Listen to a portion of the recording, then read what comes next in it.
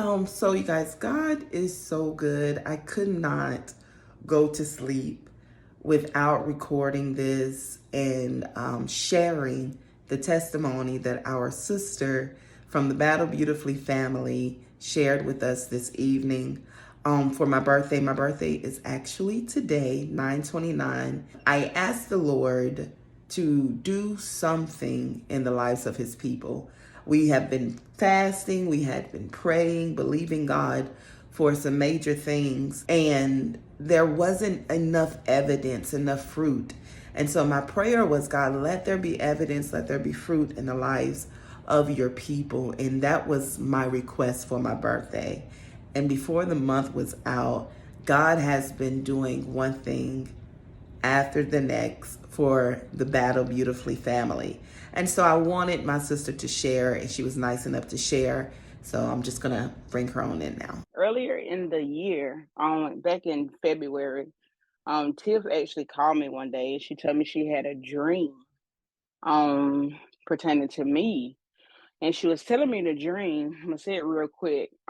She told me that she was walking into a house, and I'm assuming it was my house at the time, but when she walked into my house, that it was nothing but women in the house. But all the women in the house, their breasts were cut off, where everybody was like flat chested, and I was the only one in the house that had breast. And she was just telling me that the enemy was really trying to project um breast cancer on me, whatnot. And she was just telling me that you really need to contend, you really need to pray, you really need to fast, and really seek God, or whatever, on behalf of that, because it's a generational thing. Her not knowing that on my mother father's side, breast cancer ran in the family.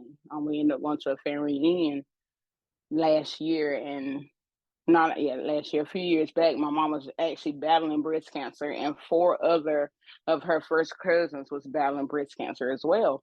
So she told me that dream back in February. So every year, ever since my mom has gotten cancer, I get my regular mammograms. And this year I was due for my mammogram, and they end up finding something under my armpit.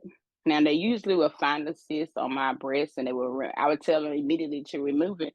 But this go around, it was something under my armpit, which I've never had before, and I wasn't even worked up about it. I was just like, okay, what is this? Whatever it is, I would have sprint against it. But I had a peace about it. I wasn't worked up. I wasn't fearful. I wasn't of the sort.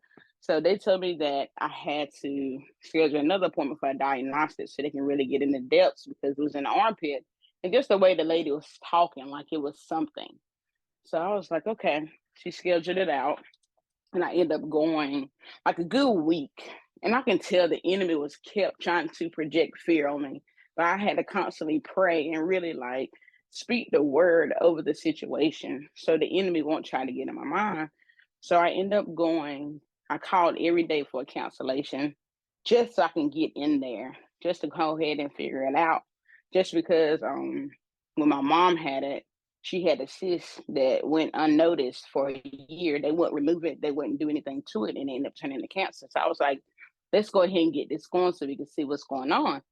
So I ended up going actually Wednesday. I ended up going.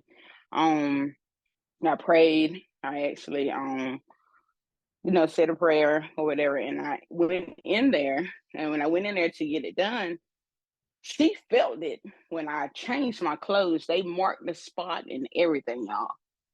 And by the time I went and got the mammogram and the ultrasound, it was gone, completely gone. Like they couldn't find it. They didn't know where it was. They didn't know what it was that they felt or what they marked with a little BB sticker.